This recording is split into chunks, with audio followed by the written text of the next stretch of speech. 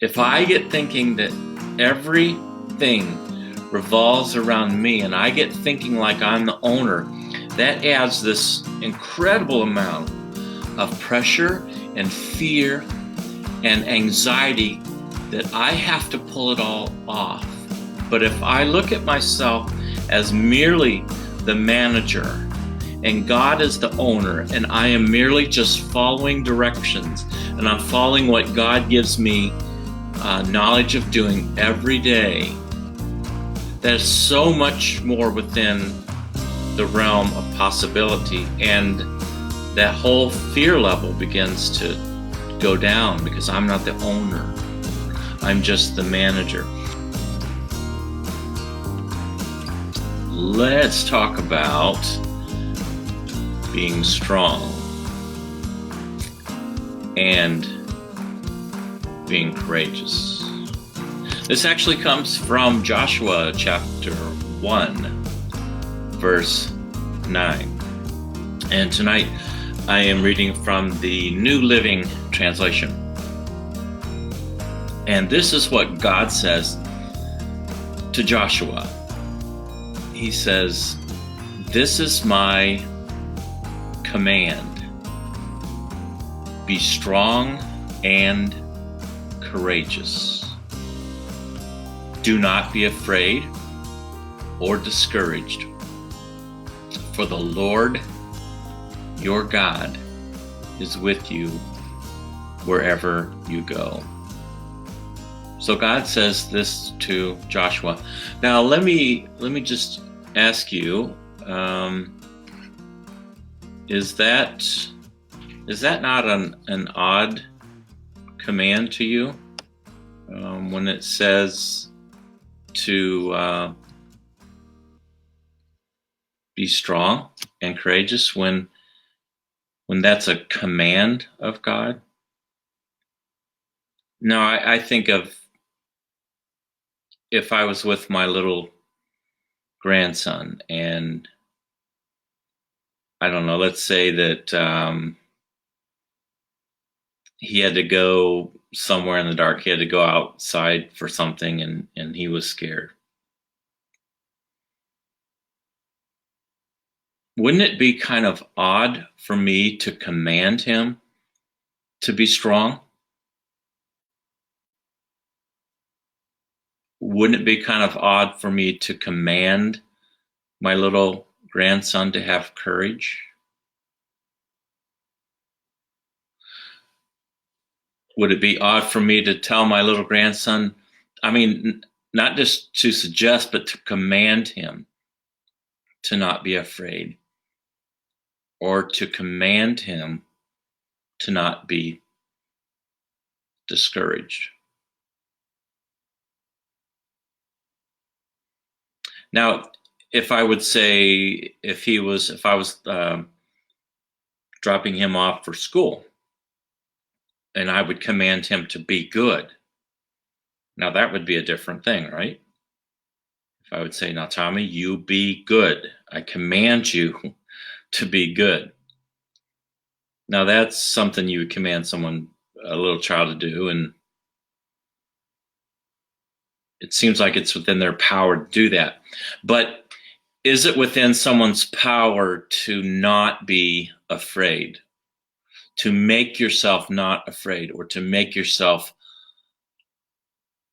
not discouraged? So that's what seems odd to me when I first read this. But let's look at this quicker or clearer, more closely. Actually, the whole thing is the statement here. The whole thing is the command, but specifically the command really is to remember that the Lord your God is with you wherever you go. I mean, that's really specifically the command. And then the results of doing that, obeying that command, is that you have faith then that makes you strong and courageous and unafraid and not discouraged. So the bottom part of that scripture, verse 9, really is the command when it says, basically, God is saying, now, Joshua, I command you to remember that I am by your side. And when it says command here, this is just after Moses has died, and Joshua is now the leader of this massive group of Israelites. So he's in a brand new position as the leader. They're about ready to cross over the Jordan River. And on the other side of the Jordan River is the Promised Land. Now, the Promised Land has all sorts of enemies in it who are stronger, more fortified, and better fighters. Actually, the Israelites, were former slaves, so they're not really trained at being warriors, and they don't have the weaponry that these other people do in the Promised Land. So when Joshua gets this new assignment, God says, now, I want you, Joshua. I want you to be strong. I command you, in fact, to be strong, courageous, not afraid, not discouraged. But again, specifically, the command is remember that I am with you. Do you know that fear and discouragement at their very root is unbelief? See, we think of if I'm fearful or if I'm discouraged, that's just a weakness on my part. And I don't know that it's about being weak, but that, we just think, well, that's just something I'm not doing well spiritually. But the truth is that God really looks at it at the core, at the root. God really looks at fear and discouragement at its root as a problem with belief. Now, let me go back. Let me go back to that verse again.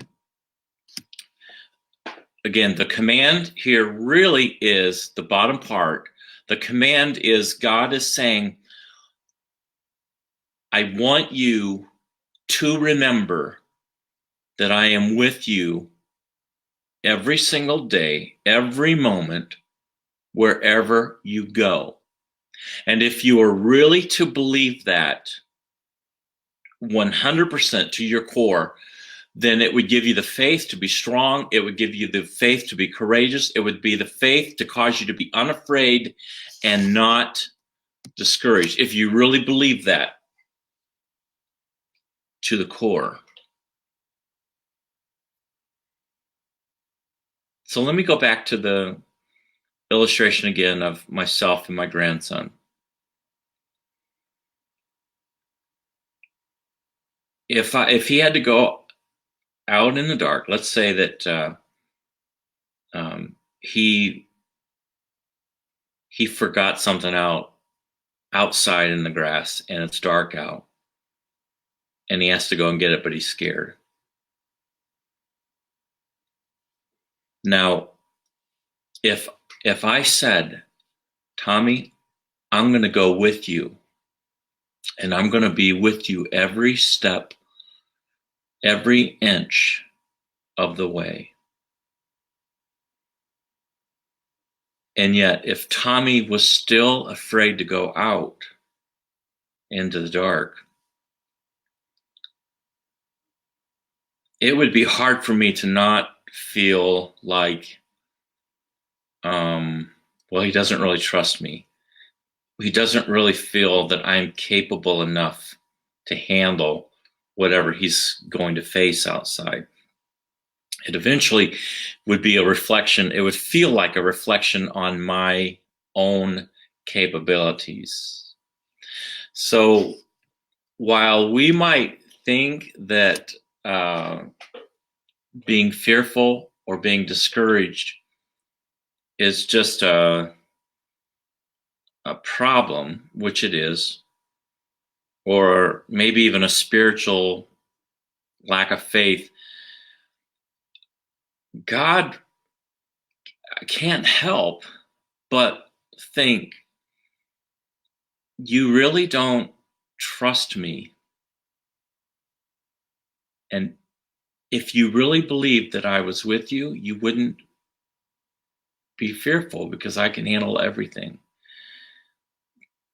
And if you really put everything in my control, under my power, I realize that you're discouraged, but if you would just turn it all over to me and realize that I am in control, even discouragement, if you totally give everything to me, even discouragement at some point is a lack of belief that God is going to be able to overcome. Now, those are tough words. I realize that. And look, I get scared and I get discouraged, and yet I have to honestly believe and kind of rethink this. Well, if I really did believe the first part of Joshua 1:9, or the ending part, that God is with me, if I really did believe that, then I would be okay. Now, when I was really going through a hard time, and it was hard for me to believe and not be discouraged and not be scared, what I did, and what my wife and I both did, was that we took just sheets of paper, like, paper that you print off on, or typing paper, whatever, and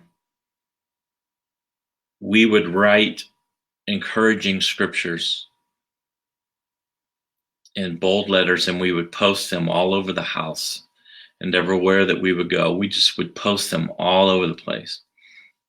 And one of the things I'm going to encourage you tonight is on Joshua 1:9. You might print the whole thing out, write it out, or especially this last part where it says, God is with me wherever I go. Just restate it, or put, for the Lord your God is with you wherever you go.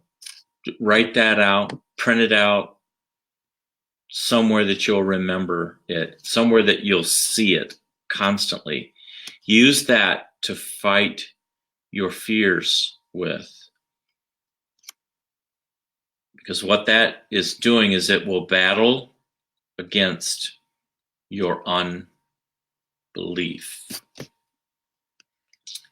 Now, the word discouragement,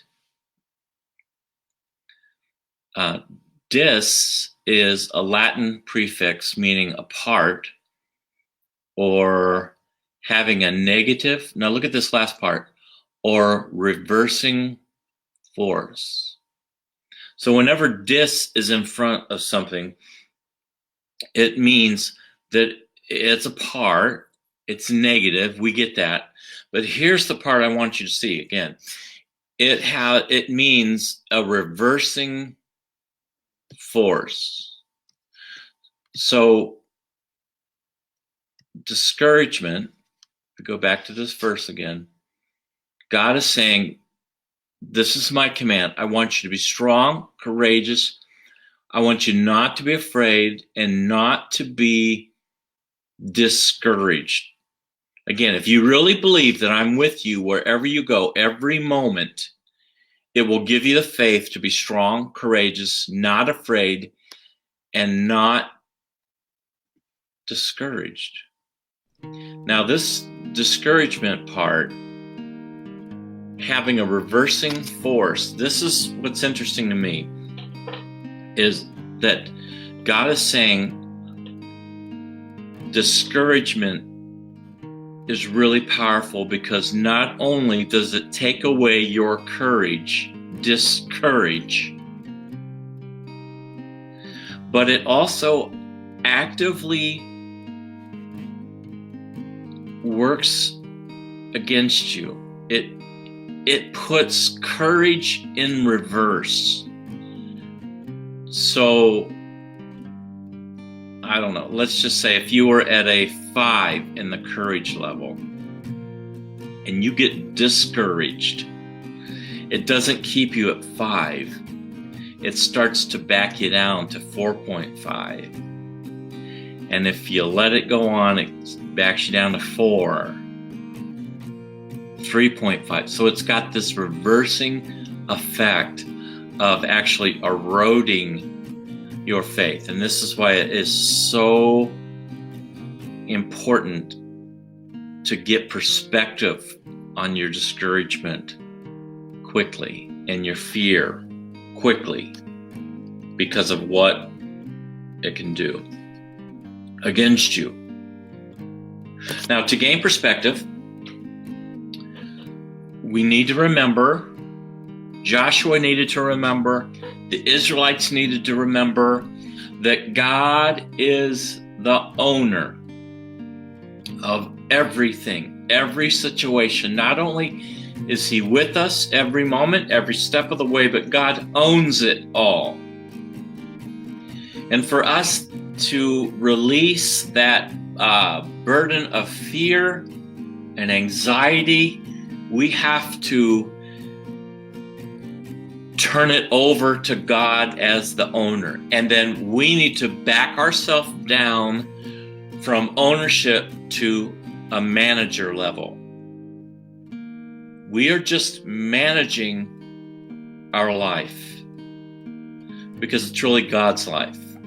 We're just managing what God has given us. I am not the owner of the church, for instance.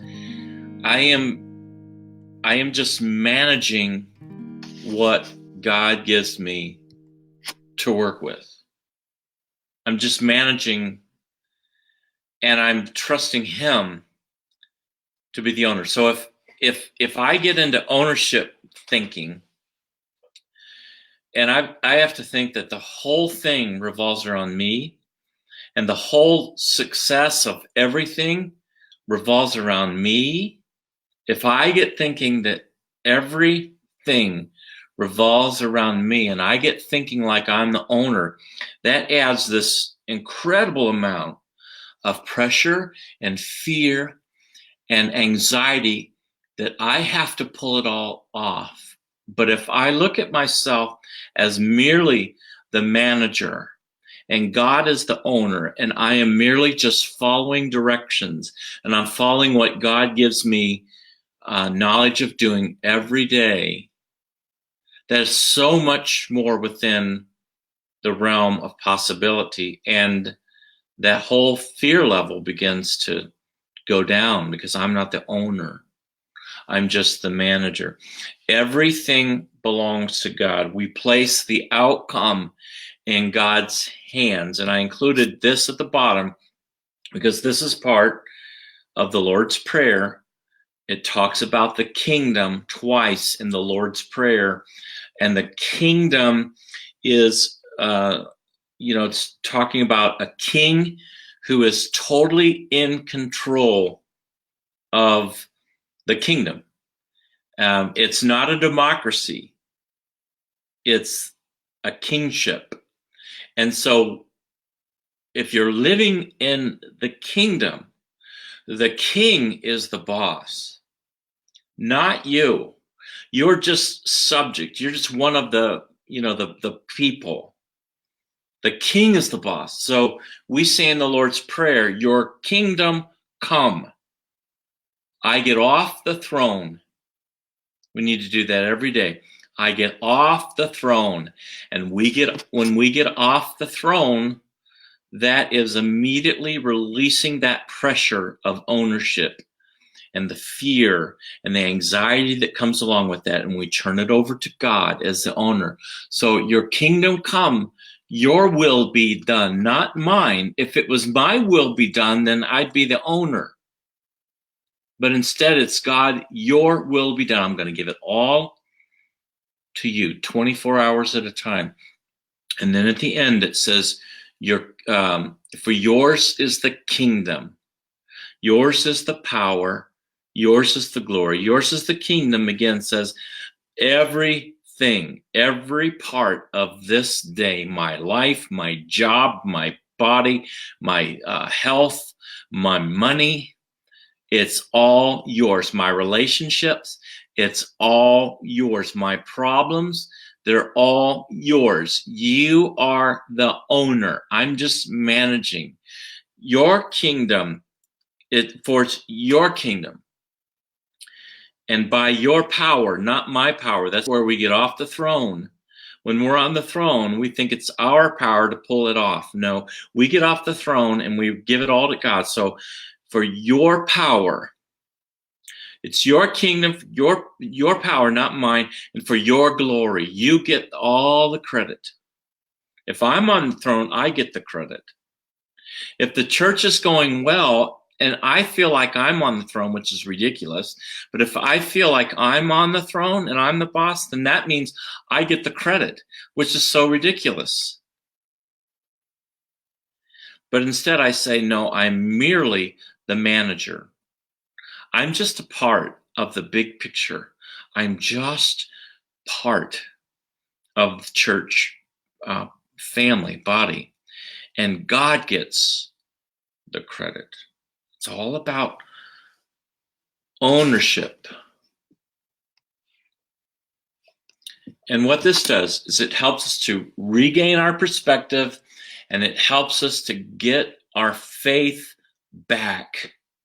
And when our faith comes back, then with that comes the return of strength and courage. I'm going to back through these slides here real quick, and we're going to go back to the beginning slide where it says, this is my command.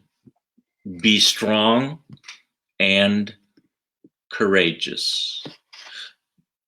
Do not be afraid. Do not be discouraged. Again, the only way to do this is get off the ownership thing, become a manager, get off the owner of your life. You're just managing it. And remember this, the Lord your God is with you wherever you go, every single moment, every single step of the way. And if we would really believe that, that's really the command. If we would really believe the command to remember that God is in control, if we would post these notes all over our house, God's in control, then we can become strong and courageous, not afraid, not discouraged. Now, finally, let me just say that we are also commanded, I just want to throw this in, we are also commanded to be givers of courage. We just don't accept the courage from God or take the courage from God, but we are also to be courage givers. At church, at work, in relationships, at school, at the drive-through window, at Burger King. You know, that 45-second transaction that we have with somebody that's an employee there.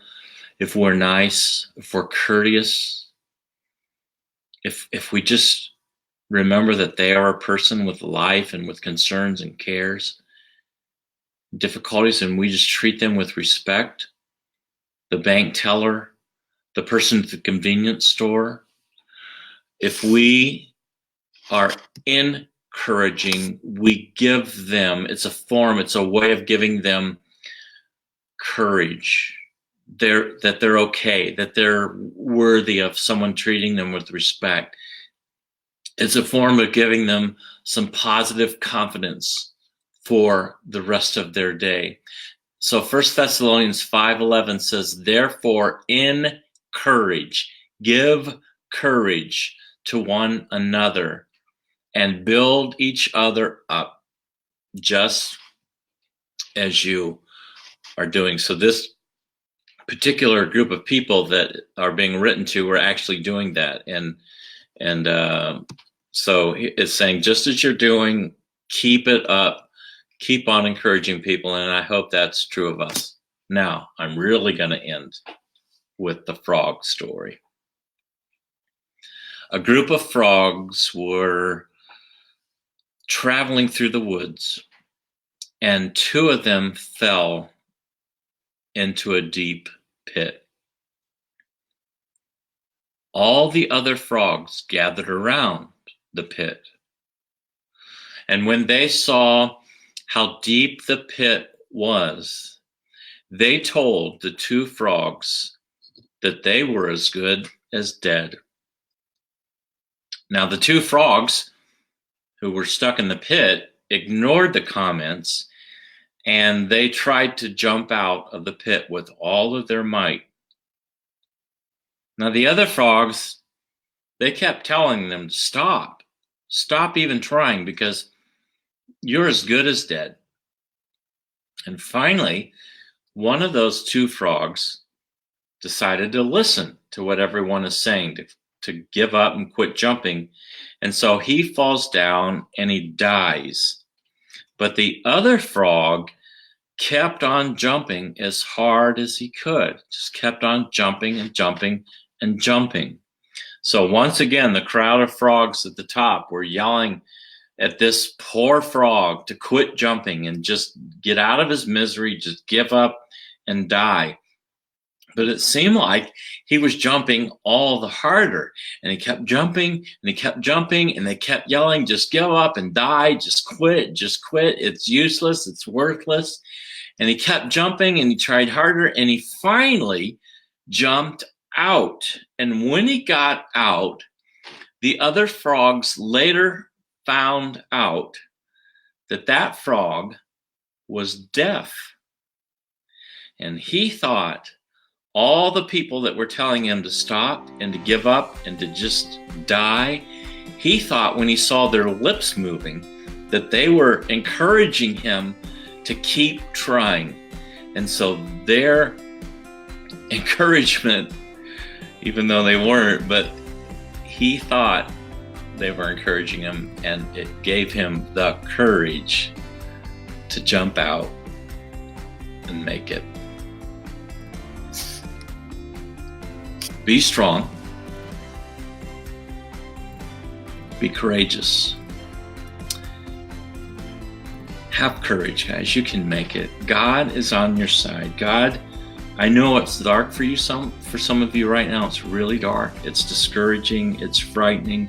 You don't know what tomorrow holds.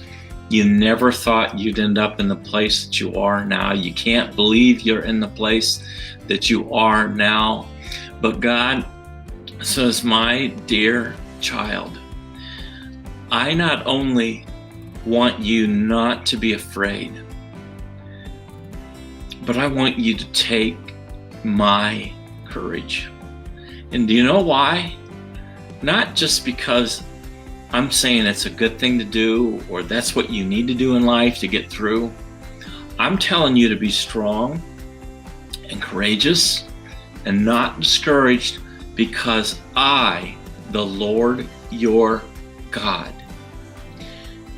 am with you right now in your darkness, and I'll be with you tomorrow, and I'll be with you every step of the way. So my child, please don't be discouraged. Take my courage, God says. Be strong, courageous.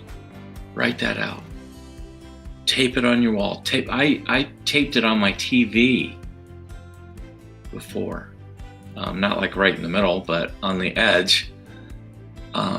Taped it all over the house. Tape different words like that. Just remember that every step of the way, God is with me.